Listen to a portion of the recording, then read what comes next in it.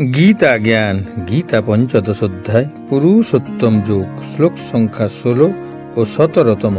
এই শ্লোকের সম্পূর্ণ বিস্তারিত ব্যাখ্যা। দ্বাবিমৌ পুরুষৌ লোকে খরশ্চাক্ষর এব চ, খরঃ সর্বাণি ভূতানি কুটস্থক্ষর উচ্যতে। খর ও অখর দুই প্রকার জীব রয়েছে।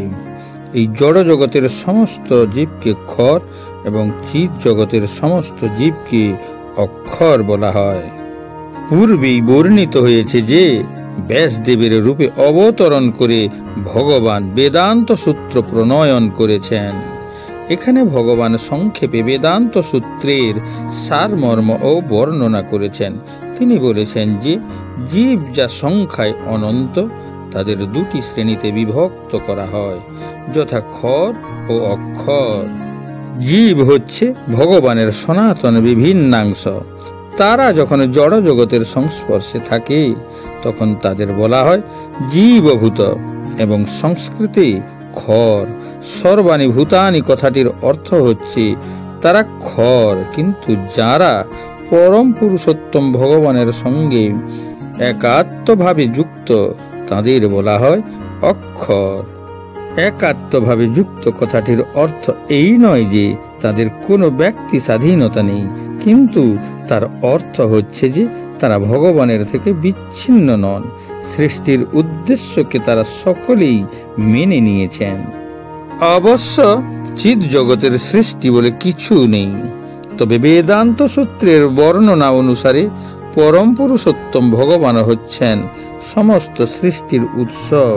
তাই সেই ধারণাই এখানে ব্যাখ্যা করা হয়েছে। পরম পুরুষোত্তম ভগবান শ্রীকৃষ্ণের বর্ণনা অনুসারে দুই রকমের জীব আছে, বেদেও তার প্রমাণ আছে। সুতরাং সেই সম্বন্ধে কোনো সন্দেহই নেই। যে সমস্ত জীব এই জগতে মন ও পঞ্চ ইন্দ্রিয় নিয়ে সংগ্রাম করে তারা জড় দেহ, যা তারা বদ্ধ অবস্থায় প্রতিনিয়তই পরিবর্তিত হয়ে থাকে। জীব যতক্ষণ বদ্ধ থাকে, জড়ের সংস্পর্শে আসার ফলে তার দেহের পরিবর্তন হয়। জড় দেহের পরিবর্তন হয়, তাই মনে হয় যেন জীবের পরিবর্তন হচ্ছে, কিন্তু চিৎ জগতে জড় পদার্থ দিয়ে শরীর তৈরি হয় না, তাই সেখানে কোনো পরিবর্তন নেই।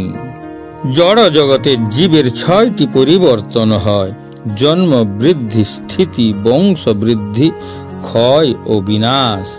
এগুলি জড় শরীরের পরিবর্তন, কিন্তু চিৎ জগতে দেহের কোনো পরিবর্তন হয় না। সেখানে জরা নেই, জন্ম নেই এবং মৃত্যু নেই। সেখানে সবকিছুই একাত্মভাবে অবস্থান করে। খর সর্বাণি ভূতানি, পিতামহ ব্রহ্মা থেকে শুরু করে একটি ছোট্ট পিঁপড়ে পর্যন্ত এই জড় জগতের সংস্পর্শে বদ্ধ হয়ে আছেন। তারা সকলেই দেহ পরিবর্তন করে, তাই তারা সকলেই খর। চিৎ জগতে সকলেই একাত্মভাবে অবস্থিত, তাই তারা সর্বদা অক্ষর বা মুক্ত।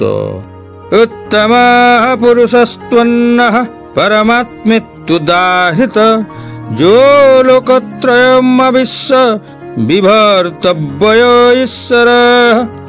এই উভয় থেকে ভিন্ন উত্তম পুরুষকে বলা হয় পরমাত্মা, যিনি ঈশ্বর ও অব্যয় এবং ত্রিজগতের মধ্যে প্রবিষ্ট হয়ে পালন করছেন। এই শ্লোকটির ধারণা কট উপনিষদ ও শ্বেতাশ্বতর উপনিষদে খুব সুন্দরভাবে বর্ণিত হয়েছে।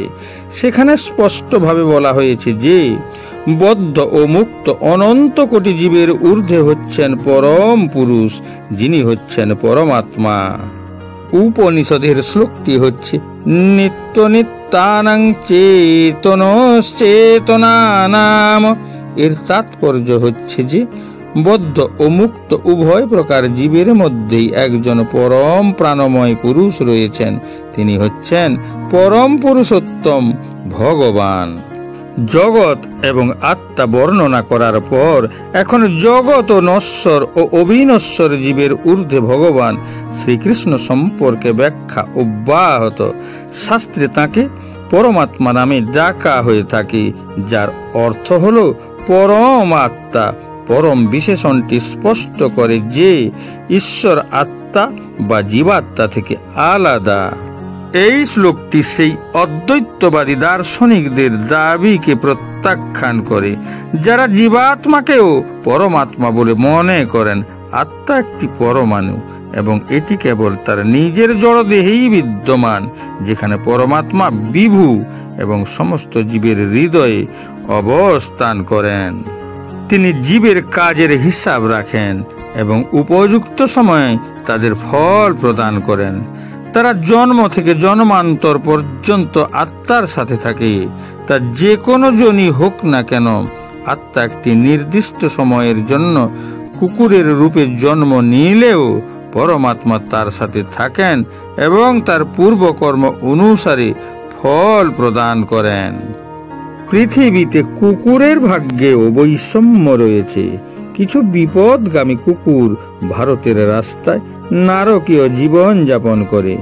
অন্য ভাগ্যবান পোষা কুকুরগুলি তার প্রভুর ঘরে আনন্দে বিলাসবহুল জীবন যাপন করে। এই বৈষম্য সঞ্চিত কর্মের ফলের দ্বারাই পাওয়া যায়। ঈশ্বর প্রত্যেক জীবকে এইভাবেই তার কর্মের প্রকৃত পুরস্কার দিয়ে থাকেন। প্রতিটি জন্মে আত্মার যাই জনিতে জন্ম হোক না কেন, তিনি তার সাথে বাস করেন। পরমাত্মা যিনি সমস্ত জীবের হৃদয়ে বাস করেন, তিনিও তার চতুর্ভুজধারী ক্ষীরোদকশায়ী বিষ্ণুর শারীরিক আকারে প্রকাশিত হন। হিন্দিতে একটি সুপরিচিত প্রবাদ বাক্য প্রচলিত আছে, মারনে वालों का 2 हाथ मगर बचाने वालों का 4 हाथ। অর্থাৎ হত্যাকারীর 2টি হাত কিন্তু রক্ষাকারীর 4টি হাত। অর্থাৎ যে ব্যক্তি কাউকে হত্যা করে তার 2টি হাত, কিন্তু যে তাকে রক্ষা করে তার 4টি হাত। এটি চতুর্ভুজধারী স্বরূপ পরমাত্মা বা পরমাত্মার প্রসঙ্গে বলা হয়ে থাকে।